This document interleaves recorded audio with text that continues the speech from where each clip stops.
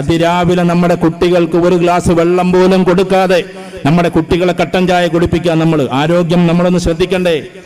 7 മണിക്കൂർ കിടന്നുറങ്ങിയ കുട്ടിയുടെ kidney ചോദിച്ചുകൊണ്ടിരിക്കുന്നത് water water എന്നാണ്, വെള്ളം വെള്ളം. കാരണം 7 മണിക്കൂറായിട്ട് ഇതിലേക്ക് വെള്ളം പോയിട്ടില്ല. ആ വെള്ളത്തിന് വേണ്ടിയിട്ട് അങ്ങേയറ്റം ദാഹിച്ചു കൊണ്ടിരിക്കുന്ന അവന്റെ ഓരോ അവയവങ്ങളും ആഗ്രഹിക്കുന്നത് പച്ചവെള്ളമാണ്.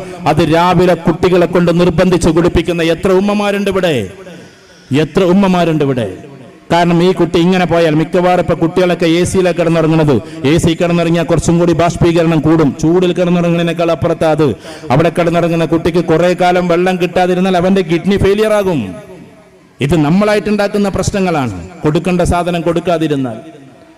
പ്രമേഹം ഉണ്ടായി കഴിഞ്ഞിട്ട് ഇവിടെ ഇരുന്നിട്ട് അങ്ങനെ ജിലേബി വയ്ക്കുന്നിട്ട് 490, 500, 600 എന്ന് പറഞ്ഞ പ്രമേഹം ഉണ്ടാക്കിയിട്ട് ഇത് അള്ളാന്റെ വിധിയാന്ന് അറിയാൻ പറ്റുമോ? മധുരം കുറക്കുക എന്നുള്ളതാണ്. കാരണം നമ്മുടെ കോട്ടയിലെ മധുരം കഴിഞ്ഞുപോയി, നമ്മുടെ കോട്ടയിലെ അരി കഴിഞ്ഞു പോയി. ഇങ്ങനെ ആരോഗ്യപരമായ കാര്യങ്ങളും കൂടി നമ്മൾ ഇനി ശ്രദ്ധിക്കണം.